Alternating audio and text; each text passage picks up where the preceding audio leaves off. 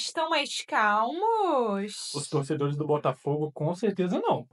O Botafogo perdeu mais um título essa semana, perdeu a Recopa para o Racing aí no 4-0 no agregado. Embora John Textor parece não estar ligando muito, A temporada começa só em abril. de acordo com ele ficou um pouco bravinho, inclusive saiu do camarote xingando depois do segundo gol do Racing. O John Textor, ele é o exemplo perfeito de um técnico que não sabe... De um técnico não, né? De um dirigente que não sabe perder. Porque quando eles perderam aquele Campeonato Brasileiro em 2023, estava na mãozinha dele, estava bem aqui. Ele simplesmente falou que foi manipulado, que estavam favorecendo o Palmeiras. Não lembro nem se diretamente ou indiretamente, mas ele ficou bravinho. Aí agora também. Estão indo mal, foram mal no Campeonato Carioca, nem classificaram nem pra taça quinto lugar, não conseguiram ganhar a Recopa, e agora estão aí chorando de novo. E aí, o John Textor demorou simplesmente aí 50 e poucos dias, quase 2 meses, para contratar um novo técnico pro Botafogo. E aí contratou simplesmente Renato Paiva, né? Que acho que tinha a obrigação de ser um técnico português, né? Porque essa é a nova moda. E aí contratou um técnico que já teve passagem pelo Bahia em 2023 e não foi tão bem assim. Olha, pro Botafogo teria sido até melhor eles contratarem um técnico argentino, sabia? Porque nos moldes aí do Zubeldia, por exemplo, eles poderiam contratar, ele ia ganhar 10 jogos em sequência, que pra ele seria suficiente pra ganhar uma Recopa, por exemplo. Depois todo mundo ia manjar e ganhar de todos os jogos deles? Ia. Mas pelo menos ia ganhar uns jogos no começo ali, porque nenhum brasileiro sabe jogar contra técnico argentino no começo. E a verdade é que o John Textor, ele se contradisse várias vezes durante esse começo de ano. Começou o ano falando que a temporada começava só em abril, meio que largou o Botafogo nesses 2 meses para cuidar do Lyon. Como vendeu, né? Vendeu a maioria dos jogadores, não repôs a altura do que ele vendeu. E aí, na quinta-feira, depois da derrota, tava bravinho, falou que os jogadores não podem permitir que outro time venha comemorar dentro da sua É casa. só ganhar, então, né?